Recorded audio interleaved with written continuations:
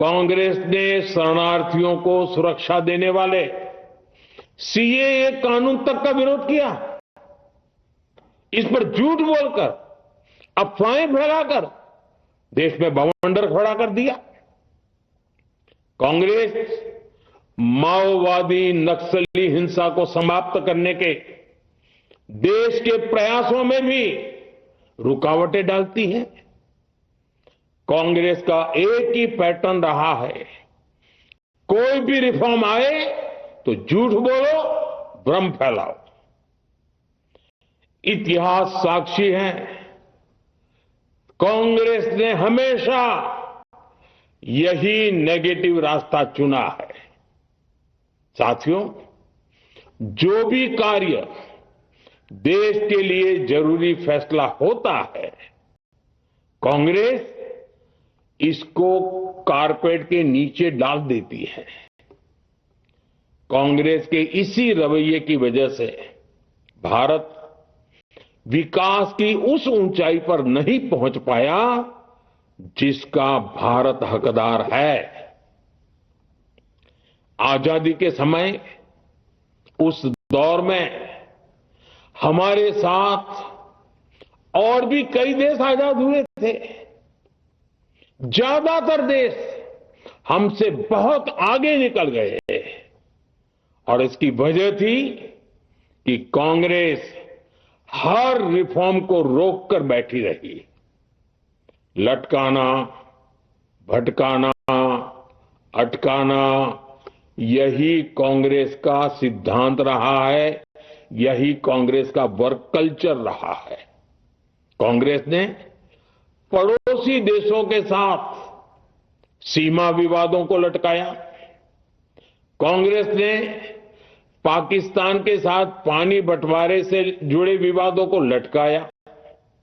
कांग्रेस ने ओबीसी आरक्षण के निर्णय को 40 साल तक लटकाए रखा। कांग्रेस ने सैनिकों के लिए वन रैंक वन पेंशन को 40 साल तक रोके रखा। साथियों, कांग्रेस के इस रवैये ने हमेशा देश का बहुत बड़ा नुकसान किया है। कांग्रेस के हर विरोध, हर अनिर्णय, हर छल प्रपंच का खामियाजा देश ने भुगता है, देश की पीढ़ियों ने भुगता है। आज देश के सामने जितनी भी बड़ी चुनौतियां हैं, वो कांग्रेस के इसी रवैये से उपजी हुई है। इसलिए ये लड़ाई सिर्फ एक कानून की नहीं है, ये लड़ाई कांग्रेस की उस एंटी रिफॉर्म मानसिकता के साथ है जिसमें सिर्फ नेगेटिविटी है, नकारात्मकता है। और मुझे इसमें कोई संदेह नहीं है कि देश की सभी बहनें बेटियां कांग्रेस की इस मानसिकता को करारा जवाब दे के रहेगी। साथियों, कुछ लोग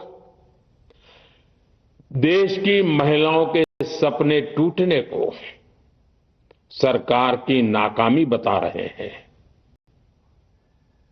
लेकिन ये विषय कामयाबी या नाकामयाबी क्रेडिट का था ही नहीं। मैंने संसद में भी कहा था, आधी आबादी को उनका हक मिल जाने दीजिए, मैं इसका क्रेडिट विज्ञापन छपवाकर विपक्ष के सभी लोगों को दे दूंगा। लेकिन महिलाओं को दकियानुसी सोच से देखने वाले फिर भी अपने झूठ पर अड़े रहे, कायम रहे। साथियों, नारी शक्ति को भागीदारी दिलाने की लड़ाई दशकों से चल रही है। वर्षों से मैं भी इसके लिए प्रयास करने वालों में से एक हूं। कितनी ही महिलाएं ये विषय मेरे सामने उठाती रही हैं।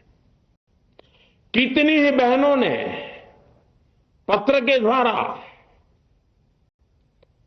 मुझे सारी बातें बताई हैं। मेरे देश की माताएं, बहनें, बेटियां, मैं जानता हूं आज आप सब दुखी हैं। मैं भी आपके इस दुख में दुखी हूं।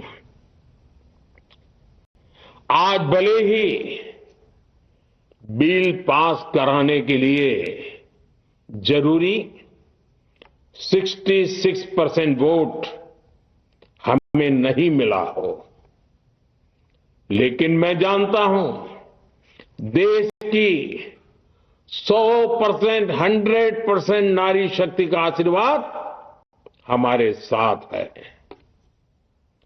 मैं देश की हर नारी को विश्वास दिलाता हूं, हम महिला आरक्षण के रास्ते में आने वाले हर रुकावट को खत्म करके रहेंगे, हटा करके रहेंगे। हमारा हौसला भी बुलंद है, हमारी हिम्मत भी अटूट है और हमारा इरादा भी अड़िग है। महिला आरक्षण का विरोध करने वाली पार्टियां ये देश की नारी शक्ति को संसद और विधानसभाओं में उनकी भागीदारी बढ़ाने से कभी भी रोक नहीं पाएंगे। सिर्फ वक्त का इंतजार है।